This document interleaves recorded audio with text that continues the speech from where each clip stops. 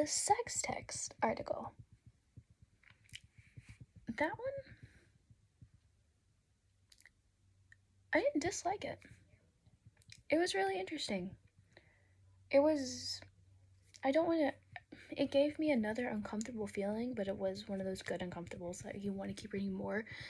And I think this also goes with a heavy aspect on performance as painful, because I know that was very hard to write about with an autoethnography like that. And I really liked that it centered the body as knowledge, and it used porn as a piece of sexual knowledge in the body. I read it like a romance novel. I really liked the evocative language. I was very surprised on it because I've never read an article that had this much of evocative language.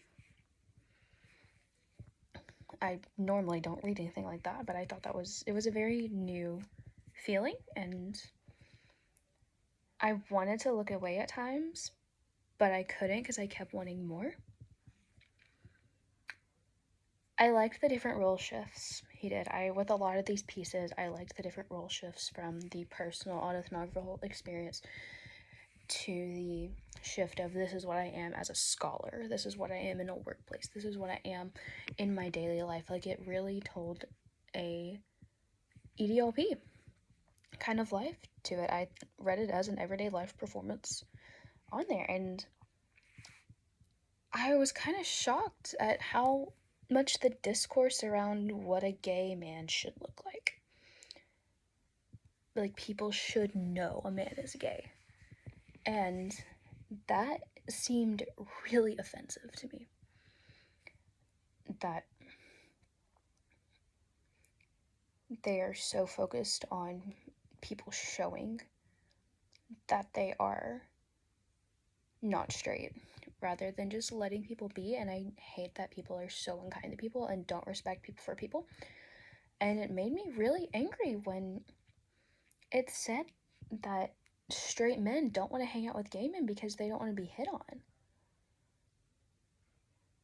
Like, I've been hit on by a lesbian person, and I'm a straight. I'm a cis straight, whatever. I'm straight.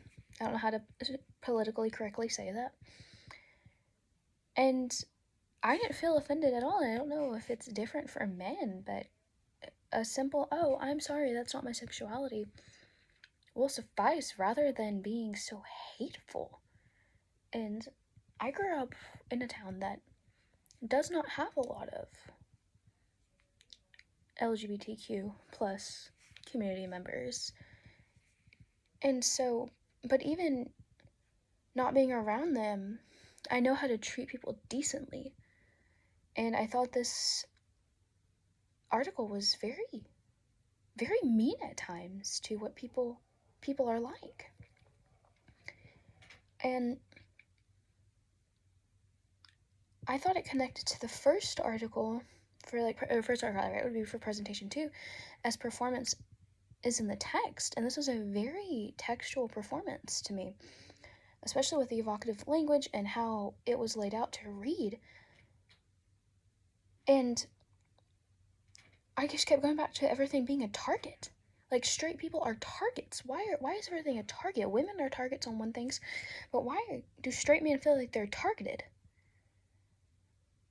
You can find a person good looking and not be attracted to them. And I thought it did a good job in telling us how desire is hard to dictate and explain. It's hard to explain attractions. It's hard to explain this, and this.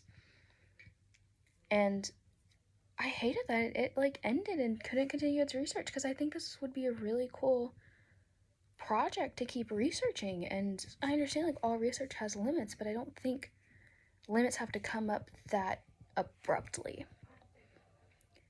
And I really, really liked how this went as the body using the body as a site of knowledge and going into performance is painful. Was like the last article, the Unfeminine article I read, performance, it did a lot of the physically painful, where there was, I think this article did a lot more of the emotionally and mentally painful, rather than the physically painful. And I really liked this article. I just did.